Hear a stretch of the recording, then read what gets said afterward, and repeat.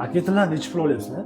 Bugun 17-iyun 2026-yil 583-585 probadagi tillalarni 1 grammini 930 mingdan boshlab olamiz.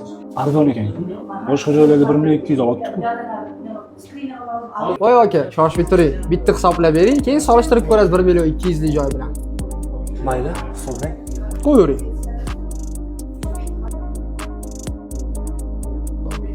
$585.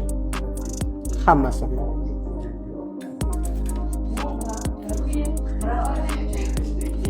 Yigirma 77. Ko'paytiramiz 930 mingga. 22 million 106 ming so'm. 22 million 150 ming so'm beraman. Necha pul dedingiz? 22 million 150 ming. Netda 1 million 200 degan joyda 18 million ko'rsatdi. Keyin tarozda ham 15 gramm chiqdi. 18 million deng. 1 million 200 dan olishyapti deng. Xo'p. Men sizga bitta narsani tushuntirishga harakat qilaman. Siz bo'lsangiz tushunishga harakat qiling. Tarozimizda G harfidan boshqa bir harfda turgan bo'lsa, tarozi noto'g'riligi to'g'risida dalolat beradi.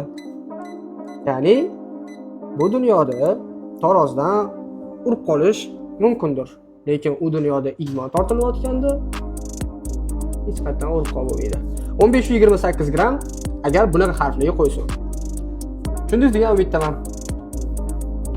Endi sizga pulingizni berib yuborsam. Bu yerda 20 million. Bu yerda 2 million 150 ming.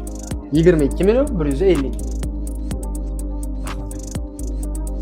Bu dunyoda tarozdan urib qolish mumkindir, lekin u dunyoda iymon tortilayotganda hech qachon urib qolmaydi.